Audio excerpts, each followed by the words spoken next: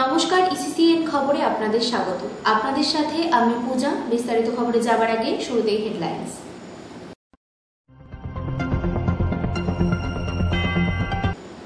লোকসভা ভোটের ফলাফল বেরোনোর পরেও দফায় দফায় উত্তপ্ত দিনহাটা।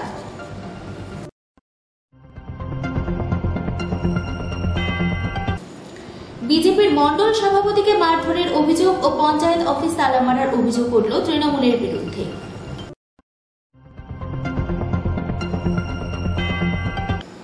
ফের বিজেপিতে বড় ভাঙন। আসছি বিস্তারিত খবরে।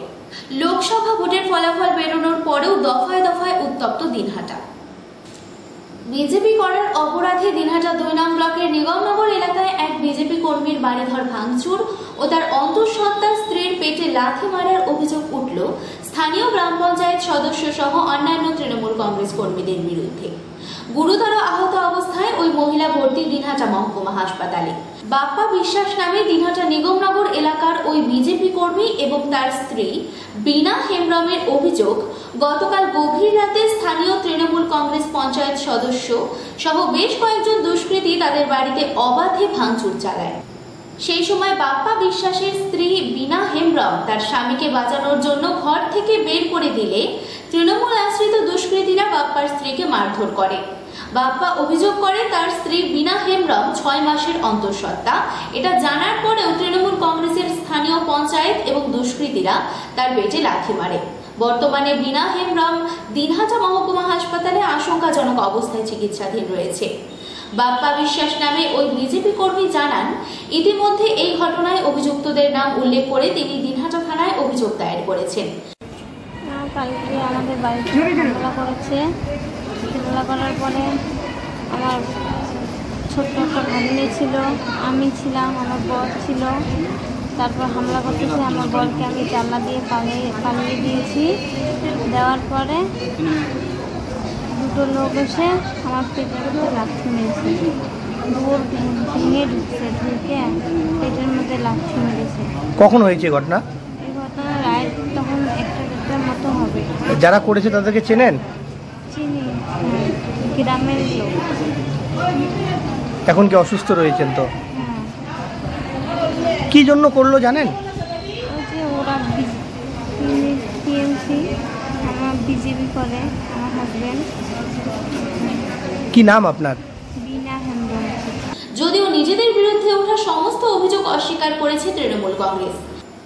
তৃণমূল কংগ্রেসের দিনহাটা ২ নং ব্লক সভাপতি দীপক ভট্টাচার্য তৃণমূলের বিরুদ্ধে সমস্ত অভিযোগ অস্বীকার করে দিয়ে জানান, এই ঘটনার সঙ্গে তৃণমূল কংগ্রেস কোনোভাবেই জড়িত নয়। বিজেপি কর্মীরা নিজেরাই নিজেদের বাড়িঘর ভেঙে এসব নাটক করছে এবং আইন শৃঙ্খলার অবনতি করার চেষ্টা করছে। ইসিসিএন খবর, দিনহাটা। বিজেপির মণ্ডল সভাপতিকে মারধরের অভিযোগ ও পঞ্চায়েত অফিস তালা মারার অভিযোগ উঠল তৃণমূলের বিরুদ্ধে।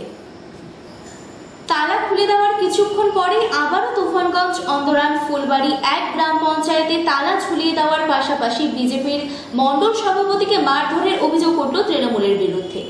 ঘটনায় ব্যাপক চাঞ্চল্য ছড়িয়েছে এলাকায়। আহত বিজেপির মণ্ডল সভাপতি যুগল কিশোর দাস অভিযোগ, এদিন তুফানগঞ্জ বিধানসভার বিজেপি বিধায়ক মালতী রাভা রায়ের উপস্থিতিতে গ্রাম পঞ্চায়েতের তালা খুলে পঞ্চায়েত প্রধানরা অফিসের ভিতরে প্রবেশ করেন। এরপর তারা চলে গেলে কিছুক্ষণ পরেই তৃণমূলের দুষ্কৃতীরা এসে আবারও গ্রাম পঞ্চায়েত অফিসে তালা মেরে দিয়ে তৃণমূলের পতাকা লাগিয়ে দেয়। একই সঙ্গে বিজেপির মণ্ডল সভাপতিকে রাস্তায় পেয়ে বেধড়কভাবে মারধর করা হয়। যদিও মারধরের অভিযোগ অস্বীকার করেছে তৃণমূল নেতৃত্ব। ইসিসিএন খবর, দিনহাটা। ফের বিজেপিতে বড় ভাঙন। লোকসভা নির্বাচনের ফলাফলের পরেই বিজেপি থেকে দলে দলে তৃণমূল কংগ্রেসে যোগদান করছেন। আজ ঝাংঠিংগুড়ি অঞ্চলের প্রধান মাম্পি সরকার সহ বিজেপির অঞ্চল স্তরের বেশ কিছু সদস্য বিজেপি ছেড়ে তৃণমূল কংগ্রেসে যোগদান করেন। মানুষই তো শেষ কথা বলে রাজনীতিতে। মানুষ চাইছেন যে মাম্পি দাস আমাদের দলের প্রধান হিসেবে কাজ করবে, তাই উনি থাকছেন, উনি থাকবেন। এখানে 50 সদস্যদের সংখ্যা কত দাঁড়ালো? 14। আপনাদের 14 আর বিজেপির 9 সব যোগাযোগ করছেন না। এটা তো বিজেপি অভিযোগ করছে যে আপনারা গণতান্ত্রিক পদ্ধতিতে জোর করে ভয় দেখিয়ে একের পর প্রধান আছে, প্রধানই বলবে আপনাদের সেই কথাগুলো উত্তর তারা দেবে কোথাও কোনো বল প্রয়োগের রাজনীতি কোথাও হয়েছে কিনা। তাহলে এটা কোন অংশে সম্ভব হলো, মানে যে অঞ্চলে এতদিন ধরে আপনারা মানুষ তো কাজ করতেছে, উনি প্রধান না হঠাৎ লোকসভা ভোটে জেতার পরপরই আপনারা এতগুলো অঞ্চল বিরোধী দখল করছেন, এটা কোন অঞ্চলে এতদিন পারলেন মানুষ না? তখন রিয়েলাইজ করে, একটা ফল প্রকাশের পর মানুষ বুঝতে পারে যে সাধারণ মানুষের আস্থা কার উপরে আছে, আমরা কাদের সাথে আছি, তখন তো পরিবর্তনটা হয়। মানুষের রায় যেখানে হয়, মানুষকে নিয়ে দল, যিনি প্রধান আছেন তারা দল করেন, তারা দেখে যে মানুষের রায়টা কোন দিকে আছে, মানুষের সাথে তো থাকতে হবে, সেই হিসেবেই সেই চিন্তা ভাবনা করতে সেই সিদ্ধান্ত নিয়েছে। যোগদান সেরে প্রধান বাপু সরকার জানান, সাধারণ মানুষের উন্নয়নের জন্য বিজেপি ছেড়ে তৃণমূল কংগ্রেসে যোগদান করলাম। ইসিসিএন খবর, দিনহাটা। বিজেপি প্রার্থী নিশীথ প্রামাণিককে হারিয়েছে কোচবিহারের জেলাশাসক অরবিন্দ মিনা।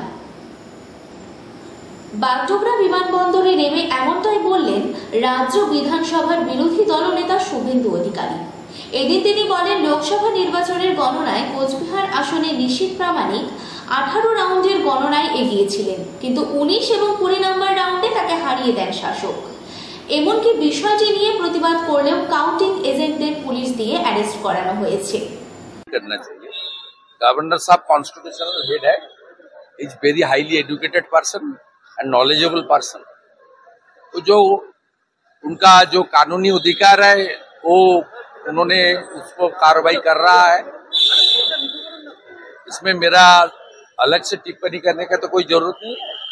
गवर्नर साहब का पास एनफ कॉन्स्टिट्यूशनल पावर है, वो पावर उनको यूज करना चाहिए, इसलिए यूज करना चाहिए। बंगाल में कॉन्स्टिट्यूशनल ब्रेकडाउन है। উত্তরবঙ্গ উন্নয়ন মন্ত্রী বলেছেন যে পার্টিকুলার কতগুলো বেছে বেছে জায়গাতে ফান্ড অ্যালটমেন্ট উনি এগুলো মিডিয়াতে থাকার জন্য বলেন, সংকীর্ণ নিম্ন মানসিকতায় এসব করেন। এই জন্য ওনার নির্বাচন কেন্দ্রে ওনার যে বিধানসভা নির্বাচনে উনি 1,60,000 না কত ভোটে জিতেছিলেন, আজকে অনেক নিচে নেমে গেছে। दादा हिंसा रोकने की नाम ही नहीं ले रहा है, जबकि कोच बिहार में एक प्रेग्नेंट औरत को कल जो है तृणमूल कांग्रेस के लोगों ने जो है लात मार के जो है भर्ती कर दिया। टीएमसी ने जानबूझ के ये सब कर रहा है, इसलिए कर रहा है नेक्स्ट चुनाव में ऑपोजिशन को खत्म करने के लिए ये कोशिश कर रहा है। इसका पास सीधा सीधा जनाधार नहीं है, और जो बीजेपी आंकड़ा में 22-21 नहीं मिला, 12 मिला, ये ठीक है, लेकिन बीजेपी को 39% वोट मिला है और बीजेपी 2,33 लाख वोटर का सपोर्ट बीजेपी को मिला है। उसको मालूम है 90 असेंबली में बीजेपी का लीड है, 146 असेंबली में बीजेपी का वोट का आंकड़ा 40% है। ये सब टीएमसी का पास है, और वो किस तरीके से गलत तरीके से कुछ कुछ क्षेत्रों को चुन के चुनाव में धांधली किया, गिनती में धांधली किया, सब तो मालूम है। ये आपका कुचबिहार में 18th राउंड तक भाजपा उम्मीदवार निश्चित प्रामाणिक आगे था, 19th और 20th राउंड में उनको हरा दिया। कौन हरा है? और डीएम अरविंद मीना हरा है। आपका 17C फॉर्म में जो ईवीएम का जो मशीन का नंबर है, एक भी मशीन का नंबर का साथ मैच नहीं हुआ, एक भी। जो हमारी आवाज उठाया गिनती के लिए जो काउंटिंग एजेंट था, सबको काउंटिंग हॉल से पुलिस को देकर अरेस्ट कराया है डीएम। एक कुचबिहार से लेकर आपका संदेशखाली तक, कैनिंग से लेकर डायमंड हार्बर तक, ये जनता का राय नहीं है, ये प्रशासन, पुलिस, आईपैक का मिला भगत का इसका नतीजा है। ইসিসিএন খবর, দিনহাটা। এনজেপিতে খুন, পুলিশি গাফিলতির অভিযোগ আনলেন আইএনটিটিইউসি। এনজেপিতে বেড়ে ওঠা অপরাধমূলক কাজ, এর জন্য দায়ী পুলিশ প্রশাসন, এমনটাই মন্তব্য করলেন আইএনটিটিইউসি সভাপতি সুজয় সরকার। জুয়ার সিন্ডিকেট কার দখলে তা নিয়ে চলছিল কালীপদ রায়ের সঙ্গে অভিযুক্তদের বিবাদ। এর আগেও দুপক্ষের মধ্যে মারামারির মতো ঘটনা ঘটে। শুক্রবার রাতে এমনই জুয়ার সিন্ডিকেট নিয়ে ঝামেলা বাঁধে কালীপদ রায়ের সঙ্গে অভিযুক্তদের। এরপরে আগ্নেয়াস্ত্র, ধারালো অস্ত্র নিয়ে কালীপদ রায়ের উপর চড়াও হয় অভিযুক্তরা। আইওসি গেটের সামনে কুপিয়ে খুন করে তাকে, তারপরে গা ঢাকা দেয় অভিযুক্তরা। তাদের খোঁজ শুরু করেছে এনজেপি থানার পুলিশ। তবে এনজেপিতে এই ধরনের অসামাজিক কাজ কাজ ক্রমশ বেড়ে চললেও প্রশাসন নির্বিকার। প্রশাসন প্রথম থেকেই যদি কঠোর হাতে এই ধরনের অসামাজিক কাজ দমন করার চেষ্টা করত তাহলে হয়তো কারোর প্রাণ যেত না। এমনটাই অভিযোগ থানার সামনে বিক্ষোভে সামিল হল আইএনটিটিইউসি এনজিপি শাখা। এদিন সভাপতি সুজয় সরকারের নেতৃত্বে এই বিক্ষোভ প্রদর্শন করা হয়। পরবর্তী সুজয় সরকার জানান, পুলিশি নিষ্ক্রিয়তাই এই খুনের জন্য দায়ী। অবিলম্বে অভিযুক্তদের গ্রেপ্তার করার দাবি জানান তিনি। রাতের অন্ধকারে একজন ব্যবসায়ীকে রাতের অন্ধকারে কিছু দুষ্কৃতিকারী খুন করে।